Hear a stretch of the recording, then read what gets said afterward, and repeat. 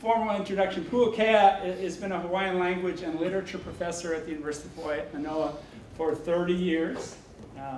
He said the other day at the Hawaiian Book and Music Festival that he never did anthropology. I would disagree. I think you're still doing anthropology. Crossing these, I think you call these portals between Hawaiian and Western culture. He is the director of a nonprofit translation training organization called Awai'alu. Close enough? Awai'alu, yeah. Awai'alu. You're right there. And then he's the director of the University of Hawaii's newly established Institute of Hawaiian Language Research and Translation. And so he'll be talking to us about the work he's doing with Hawaiian language newspapers. His administrative assistant, Anoi Anga, is the administrative assistant for the Institute of Hawaii Language Research and Translation. She has an undergraduate degree from UH Manoa in Hawaiian language and Hawaiian studies, and she has an MBA from the Scheidler Business School. And so we're all trying to get her to come work for us. You can't have her. You can't have her. So she's doing all the really important stuff around facilitating fiscal and administrative components, keeping track of current sponsored grants, and working with graduate students. So without further ado, I'll introduce the dynamic duo and my old friend Puakea Nogamara. Wow.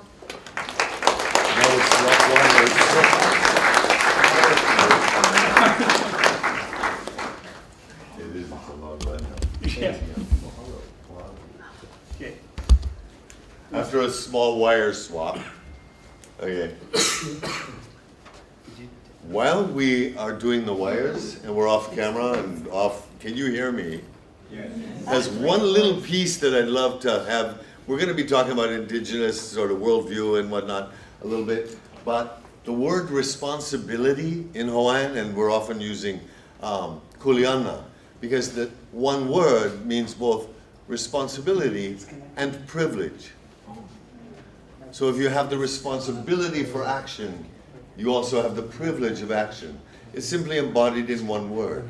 So that's, when you're looking at the different perspectives on the world, how different that is in English. Those are two very different realms. One word in Hawaiian. No, I'm not wired yet. I'm just loud.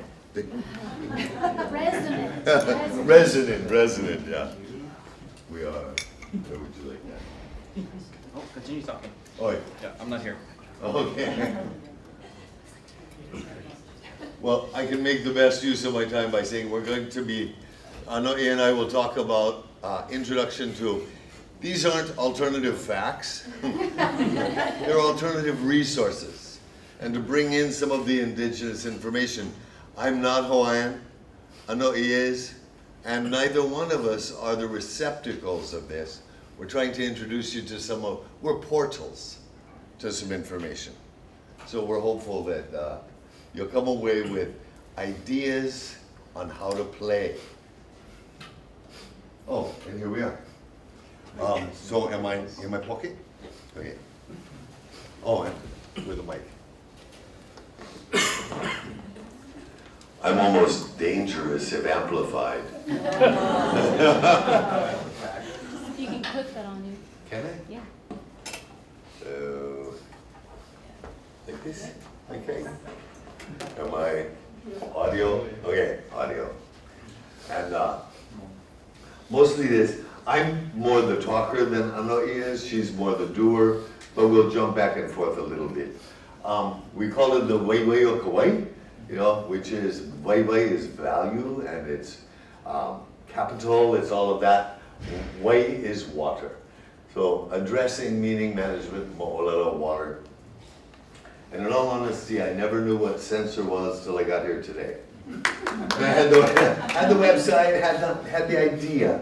What I was told is you're going to be talking to educators about how to incorporate this kind of material into what you're doing and teaching on all fields. I couldn't have been more excited. Yes, that's. I was just going to note the institute, that we are now called the Institute of Hawaiian Language Research and Translation. It was just set up last year. We're actually system-wide. So we're trying to develop engagement on all campuses. We're accessible. Okay, that would roll us. And to introduce what we want to talk about, the big issues on water. You're trying to address it from any angle. I loved the radial concentric circles coming down to a core, because we're definitely in that. So we want to look at water, the where and how of water. How does Hawaiian indigenous kind of mindset, and to think that that's a single piece is a sort of a misguided conception. We look at a continuum of change and adaptation, both pre-contact and post-contact. There are actually developments, it continues to flourish.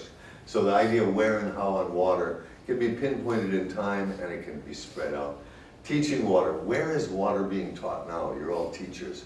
How are you incorporating water? We want to build some of the resources. We are dousing for data. How's that? And then hopefully we leave you with, let the information flow. Okay. So to open this, the word water, when you say water, it's actually white or kite. And the distinction is white is potable, fresh water, and kai is all the rest.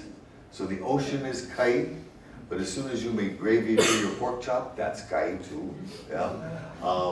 Anything where water contains so much that it's no longer fresh water is kite. So even, well, there's lots of examples, but there's very, very descriptive language that covers that. And there's also Hawaiian is a very poetic language and lots of use of metaphor. So lots of that gets detailed. So here we have a very poetic piece that's giving very descriptive frame. And some of you will be familiar with this piece. I want you to watch a 2-minute video. It's actually subtitled, so I don't know how clearly you'll be able to see the subtitles. I'm hopeful. He's chanting about the water of Kane, one of the 4 great gods. That was Keali'i Raishel, and we popped that in there because he's more decorative than us. But it's also the notion of, if you can wrap your head around, there is a different perspective on the world. Once you know it's there, you can look for detail. Now there's a perspective that's presented in the chant that shows that there's a religious aspect to water, and there's a physical aspect to water. And even those of you who are familiar with this chant might be surprised at how clearly it's laid out. That the first 2 verses actually simply describe the boundary of this island chain. And Hawaiians, of course, come up through the Pacific. There are other island chains. The water of Kane only exists here. So it goes from the sunrise at the far east, the sunset at the far west. It carries, each one of these is the far end of Nihoa Isle.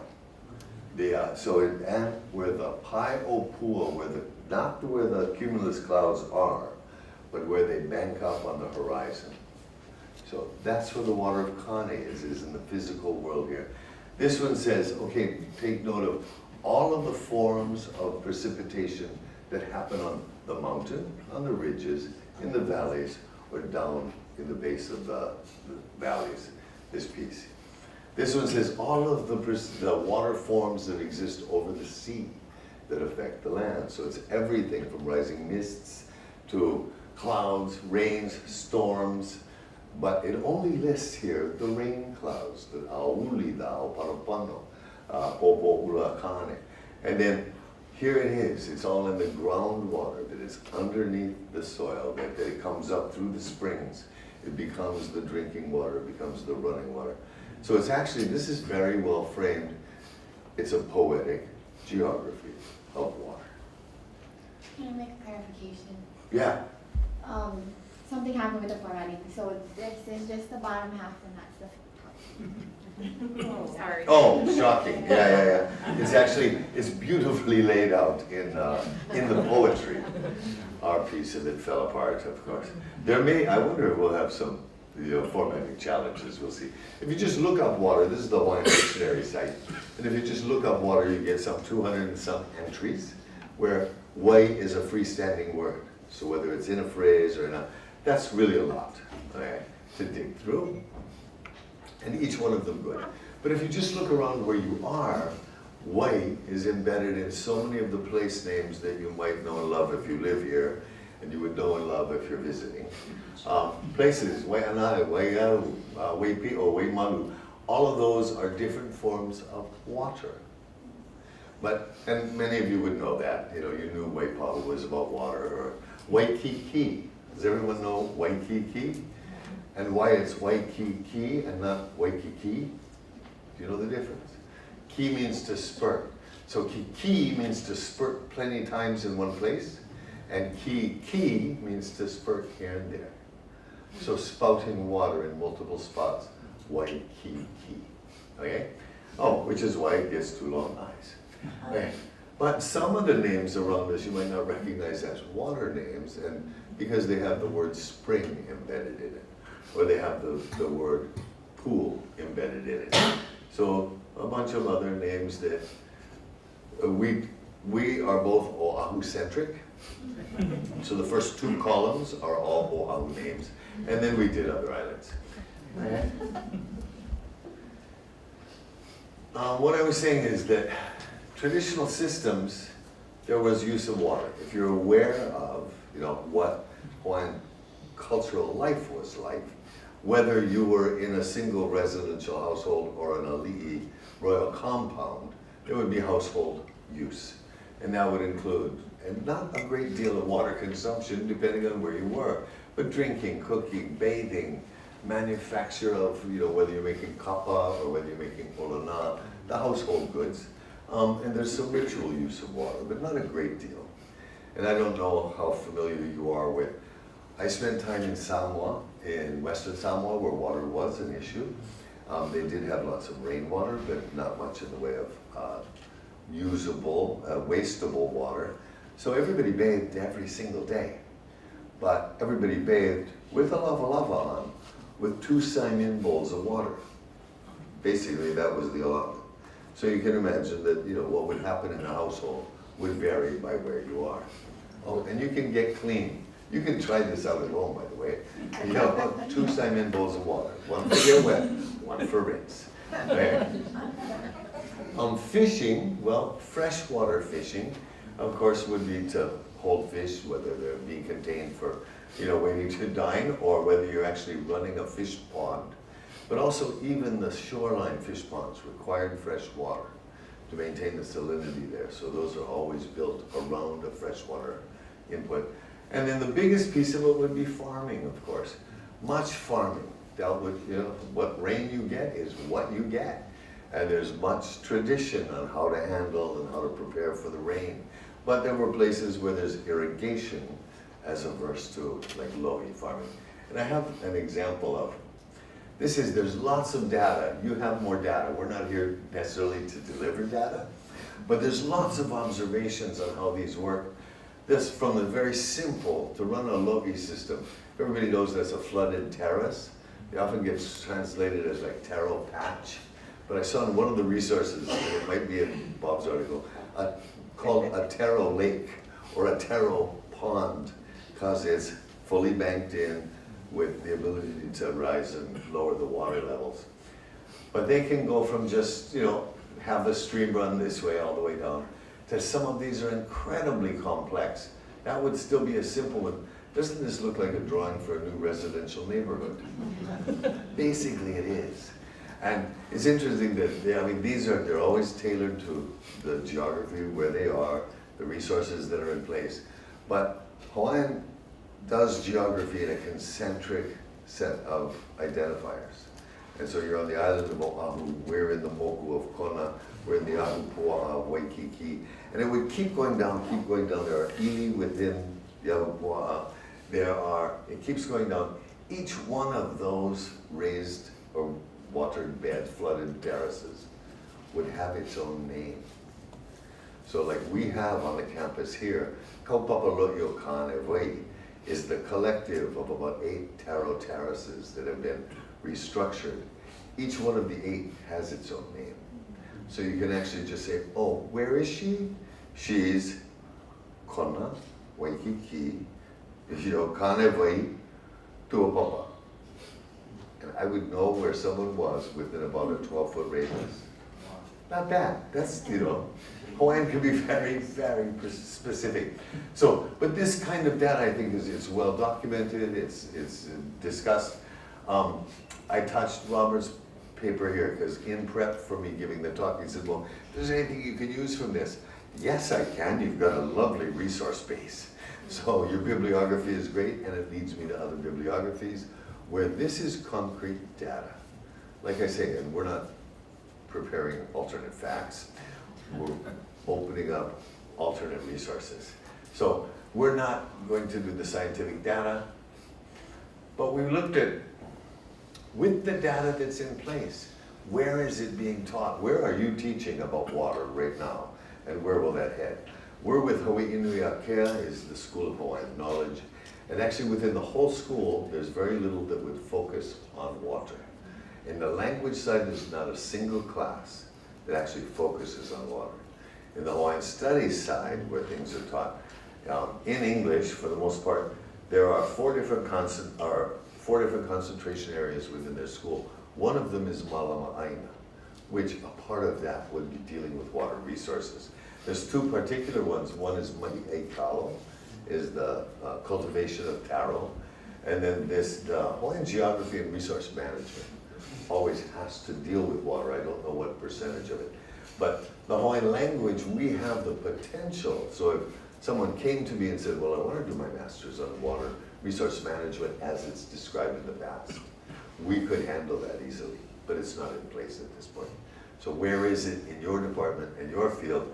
Let's see what we could, if we were to expand this is the kind of thing I would want to use to expand it.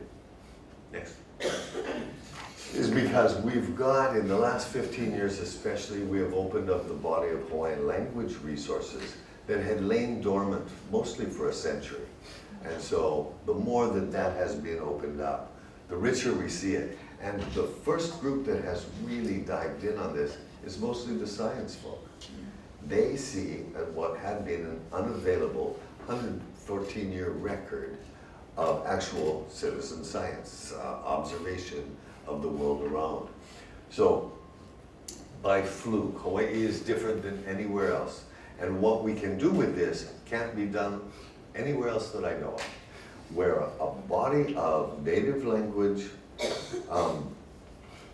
production, whether it's in publication, handwriting, government docs, has lain dormant and now been brought back up because the population that created it, there was no other place where literacy went so fast in such a contained unit, and they all got into writing. They all invested and put this down in writing. While Hawaii was becoming very, very literate, the population was shrinking. And there became a mindset of, write down the things that are important, we may not be here. And there were many laments that were published saying, oh, this woman has died, she was the great storyteller. Those of you who still have the stories, please publish them. And they did. The newspapers especially were embraced as a national repository of knowledge. And there's lots of examples, and that's a different lecture. But where we pull out, where they've said in 1860, those of you who are knowledgeable, put it here. They'll need it in 10 years, 20 years, 30 years, and 130 years.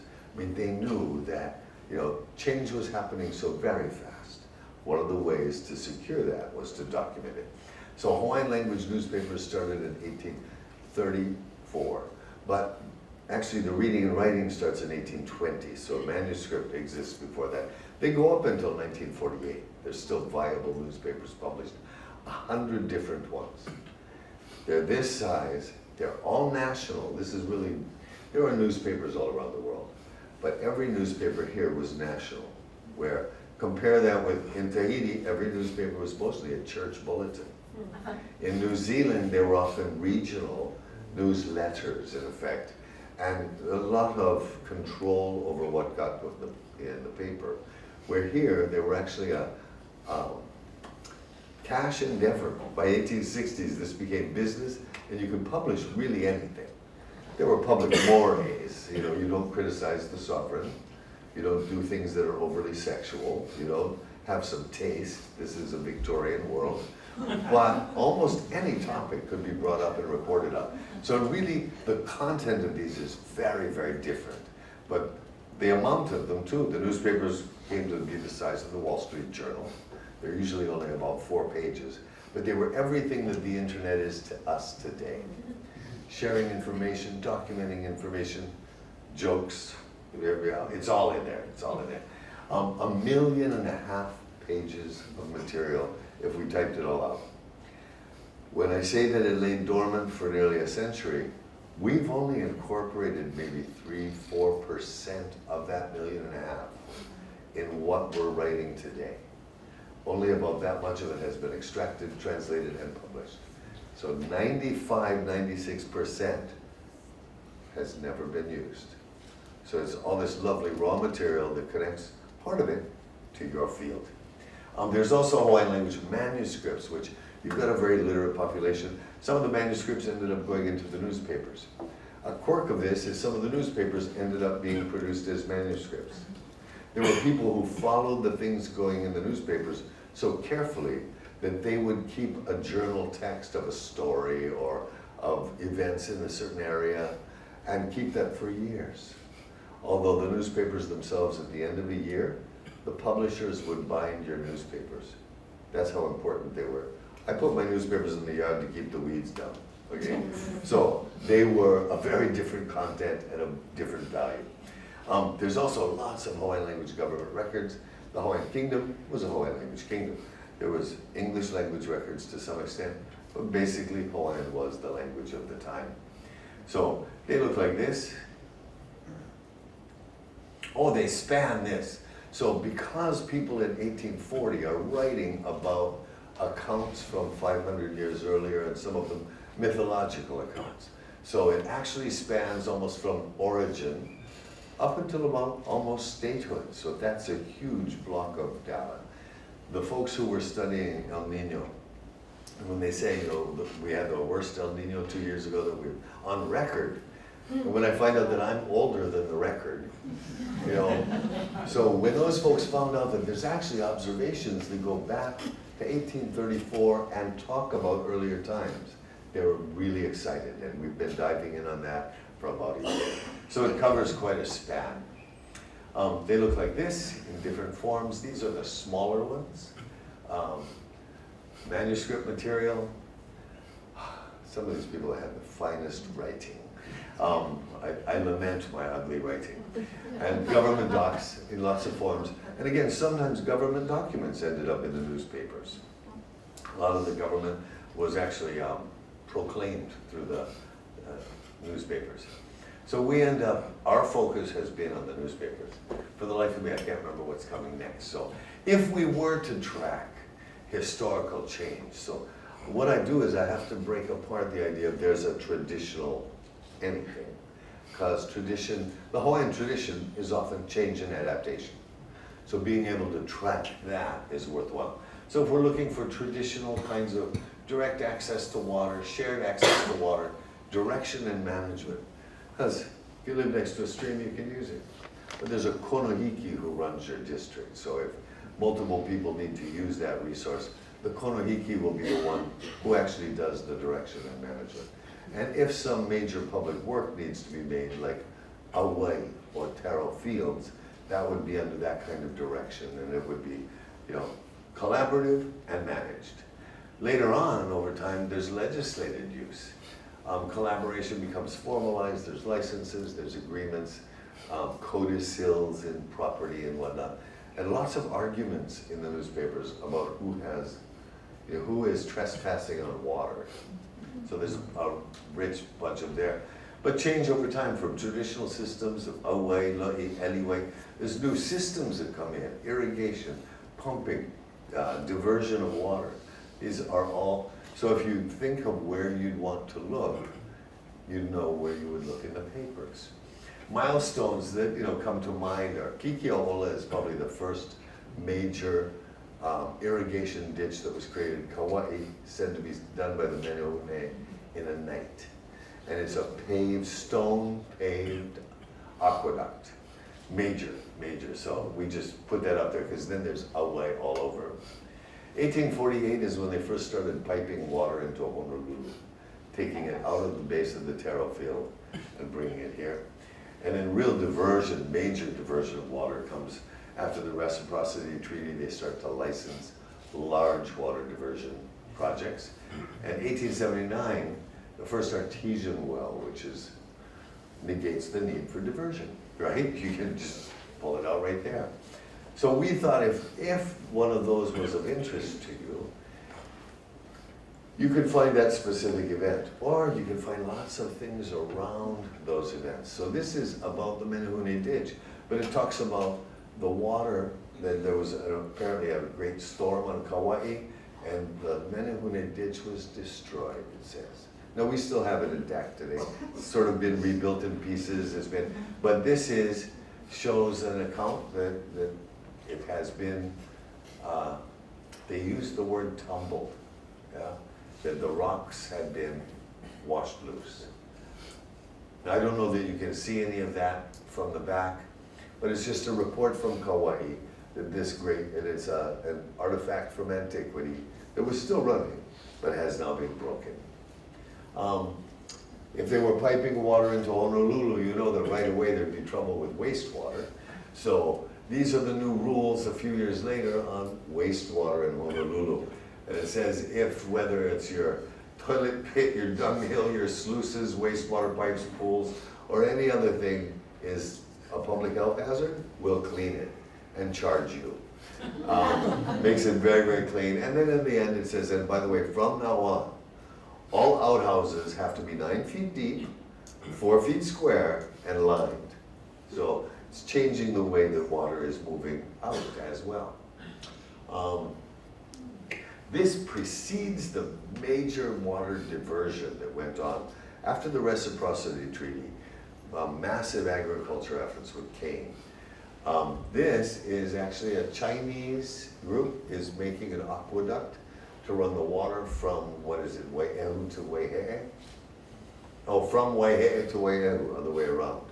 There's a growing market for rice. There's a Chinese community, there's a growing market for rice. Chinese are taking it on, they're moving water to a new area. This is a report on that. It says, yeah, it'll work. It was done by W.P. Alexander, was one of the great surveyors here. And it says it's being done by experienced people. Don't worry, this will run. Now, we know that the first artesian well, which made James Campbell a really rich man, was 1880, and this is right after this, or 1879, I think we mentioned. Right after this, there's obviously an artesian well in Honolulu at the Marcus Place. So the artesian water from the pool at Marcus's Place in Pawa'a. Pawa'a is,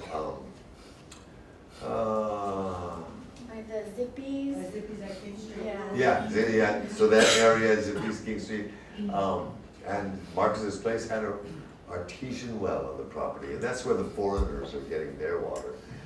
Maybe there was a little, repugnance about the pipe coming out of the lo'i, hard to say. This was just, we actually tripped over, pulled this out for the Ike Hawaii research that we're doing. And it was an old account, so some of these go backwards. Kalani'opu'u is actually the king of Hawaii Island when Captain Cook arrives. And this precedes the arrival of Cook. Tells about Kalani'opu'u going to Kalai, the south point of Hawaii Island, where there's one water source, but they're looking for, it's a big district. They're looking for water in a waterless land. So they ask the geomancers, which are, the scientists of the time. And this one geomancer who happens to be a dwarf says, yes, there's water here if we dig. It was here in the mythological times. The dog it was a dog, sort of semi-demigod, came to drink the water, and Pele, the goddess of the volcano, zapped him, turned him to stone. So it redirected the water, now it's bubbling up out in the ocean. Well, if we dig here, this is where it'll be. He was called the dowsing dwarf of South Point. So this little story is what, I didn't include the next chapter where he gets killed because they didn't get to the water. Yeah, so, but at this point he's still well regarded. Yeah. So, where did it, okay. We set up the Institute of Hawaiian Language Research and Translation. It is actually only about a year and a half old, but it's like we've been doing the same thing for 15 years and we just gave it a new name and sort of empowered it a little bit. Because this was, as these resources unfolded, this was the work that started with individual organizations or people. So Sea Grant came to us 12, 13, 14 years ago and said, oh, come on, if you're looking at newspapers, there's gotta be stuff on fishing and on shoreline. And so we had started to say, oh yeah, there's this.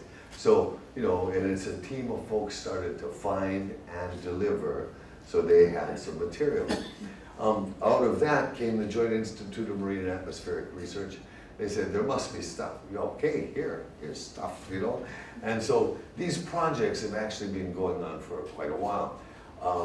The more recent one was the oceanography side of the finding the El Nino in the back. And then while these were delivering up some product, the College of Education said, can we have some of that to build our STEM curriculum? So that if they're doing a piece on winds, they actually build a curriculum that says, you know, it's a Kauai high school. Here's a storm about wind on Kauai. And then the kids in the class know all the place names, they might know some of the characters. And then they introduce wind that way. Then let's talk about wind on Kauai.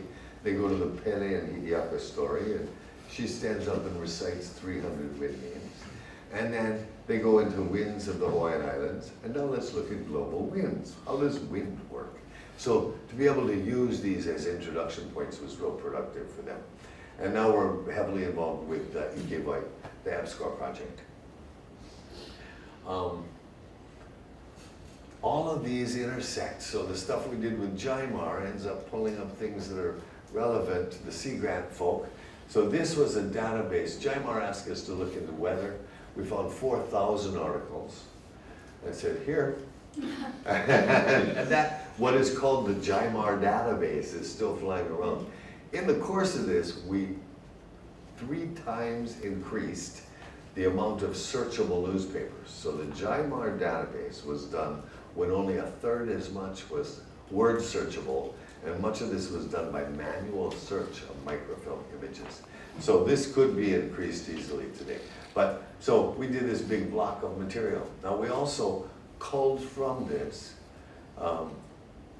they asked in particular about that weather stuff. Do you have anything on a hurricane, on what we have a report in English of a bad storm on Hawaii Island? This is pre-Estelle, if everybody knows. Estelle was the hurricane that kissed Hawaii Island not too long ago, didn't hurt it. Pre-Estelle, there was actually legislation being proposed to drop hurricane insurance and the hurricane building codes for Hawaii Island.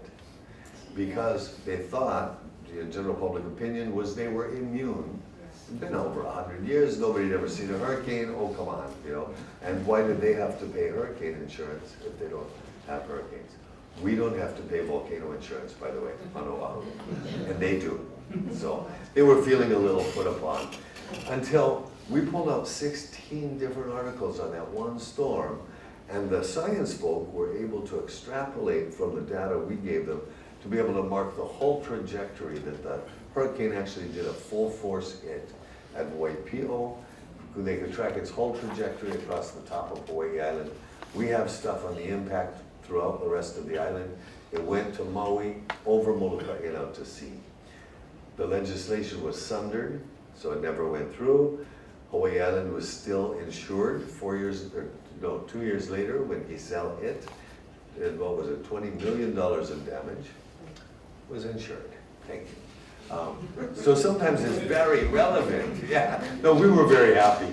Some of the Hawaii Island people are a little testy about that story, but, you know, because they're still paying insurance. This is what we did with Sea Grant and what we've done with all the other projects. Sea Grant has been hosting a site where whatever we do get in translation is available to everyone. Our real push is for access. Whatever we can bring out, if you can use it in any way, we want to reconnect, re-articulate this historical information And really, we just want people to be aware that it's there. That's a big piece of it. So these are all different categories where articles are available in English and in Hawaiian. So if you picked one, and I think we picked drought, is that right? Yeah. So and there were 15 articles. If you're talking about water, drought is certainly connected. So here's an article on drought, and it has to do with the taro fields are going dry because they're redirecting the water for sugarcane. Foreign interest is already invading. This is Nawai'eha over on Maui Island. And what's interesting, this is 10 years before the reciprocity treaty, before super ag steps in. So there's already a tension going on with the redirected water is killing taro, boom, boom, boom. So this is an insider account on how that's moving. We had many articles that we had done for Sea Grant, and so some of those have been pulled out. This is and this was put out as a pamphlet. It's about 20 pages, 15 pages, something like that, because it was a really remarkable, detailed account of fisheries and how they had declined over time, how traditional fisheries were maintained. So it was a very useful piece, and we try and do everything in Hawaiian and in English. So the Ike Hawaii sort of just formalizes what we've been doing for a long time, but we stand as a portal for other, whether fields of study or agencies. So if they come to us and say, well, Ike Hawaii came and said, we want to do water. Okay, water, gotcha. So we have to define a set of what terms would we look for. And the reason to kind of get the notion of a native mindset is where would I look for these things in a different cultural setting and a different historical setting. So we come up with what we can, and we do searches on those. Some of them are incredible. I don't know, I'm sure we can't see how many are in this, but this is a search for, what is that there? Oh, this is on Punawai. We searched under Punawai. Just the word spring, yeah, freshwater spring. How many hits did we get? 2,184. So 2,000 hits on that one word, and you saw the word list, right? So this could be a little daunting. And actually, it's not been fully incorporated in like the language departments or because the students pull up something like that, they, I have to personally sift through 2,000 Google lines for this one word, and there's 40 words on my list. The one for white, I'm sure it was like 76,000 hits or something like that. So to be able to narrow that down, and 2,000 isn't as bad as it seems. I mean, once you know that's the topic you want, that might be a 20-hour task, is to walk through those and sift out there's really only 150 that we want. So, but doing it, we'll get it done. It takes time. We torture our grad students into just keep at it, keep at it. Okay? So, but we'll search those, and that'll come up with the articles that we think are worthwhile. So we've selected some relevant, what looks like relevant materials, and that'll bring us up off the page, the actual article. From this, we'll then, so we've looked at them, we've said, yeah, this is good. We'll do just a summary of these. So those 150 that we pulled up, say that we went through them and maybe 110 of them, they actually look pertinent. So we're gonna do a summary of each one of those. This is about water flow in North Kona, 1843. Boom, that's all it is. That's deliverable so that someone who's studying water flow in Kona can say, well, can I get these? And then we'll come back and we'll do full translations of them. The way that we operate is once we do a full translation for your department, the world gets it. So everything that we produce for you, that's our agreement, goes up on the web so that Bob Franco can use it and Una can incorporate it. So we move from this to full public access. If you're looking at text examples, there's a bunch. These are just examples.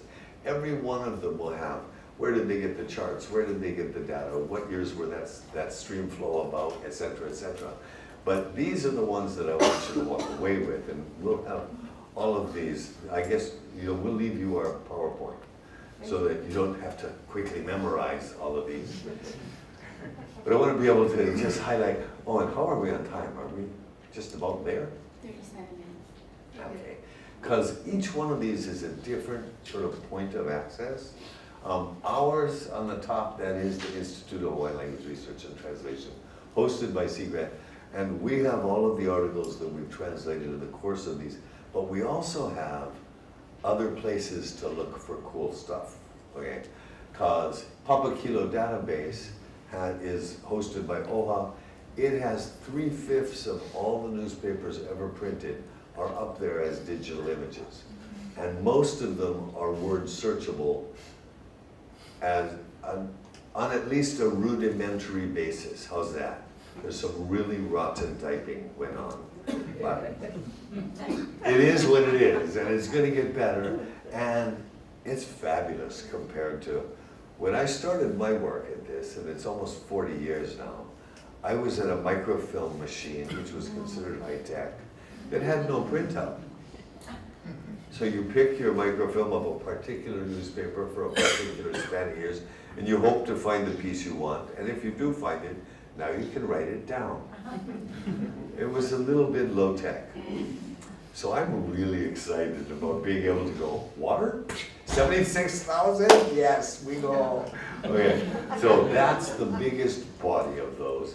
The second largest one is the two below that is Urukau, which is hosted by Alulike.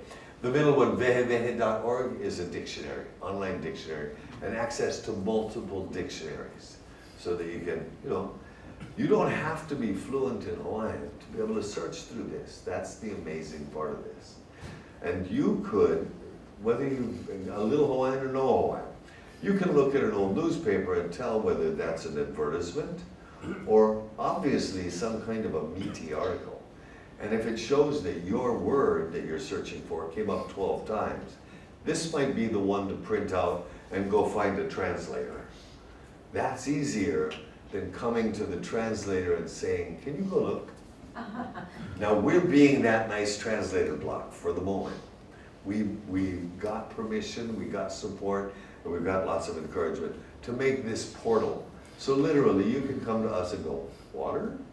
You can come to us and go, bestiality? I mean, you can, whatever, and we're there. But for the most, but on your own work, it's there, One versus the other. I'm just reporting it. The next NSF project is up. But even on your own, even in Alaska, you can take this and play with it. And by the way, I have family in Alaska, they'll help you. You can at least play with it and start to look at what is there. So there's more access than you might think. Ulukau also contains, it's a Hawaiian library, both in English and in Hawaiian. There's lots of the publications of the last century have been digitized and made available on the web. That's a very nice resource for us. The Legends book. Because many times, the legends will have a reference to the thing you're looking for. Whether it's a storm, a drought, water flow, a famous spring, it's amazing. And these are the English language legends, but they're, again, a doorway to get in. Nupepa-hawaii.com is a random, it's run by a single guy who fell in love with this resource, and every day he goes in and finds something that piques his fancy. And so it might be ice cream today, and it could be politics tomorrow. It could be the death of a priest. It could be, it's different every day. But over the last 3 or 4 years, he puts up an English and the Hawaiian, and he's created this huge body of random data bits that are totally accessible to the public. So a nice resource, actually. Awakonahiki does lots on maps and a lot of Hawaiian sources coming out of it. Kahua'o, the second to the last one, is the College of Ed's curriculum that they've created using this material. And then the last one is a Vimeo production of what we do. It just came out, it was maybe 20 minutes long. And I thought if we had lots of time, I'd play it, but we talked it up. So it's there for you. But this PowerPoint will be available for you. what I want you to walk away with is that, you know, for a long time, we knew something was there. It was like an archaeological site. You knew that it was there. And you didn't know if it was hiding a trash heap or a treasure trove. We excavated it. I think we found a 5-story library. Basically, that's really it. It feels like we've discovered a library. We've got the lights on the first 3 floors. 2/5 of these newspapers have never been found. But, you know, 3 floors will keep us busy for a few generations. And so there it is. It's there. It's accessible to all of you. So what you gonna do with that? Mahalo.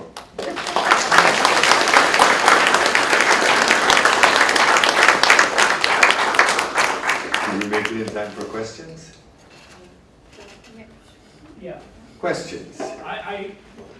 when I met with you at your home a few months back, you talked about the different dictionaries and how certain words, Hawaiian words, get defined differently over time in those dictionaries. And I Yeah. just found that to be really fascinating, this sort of change over time perspective. Yeah, and some of them fall out of use.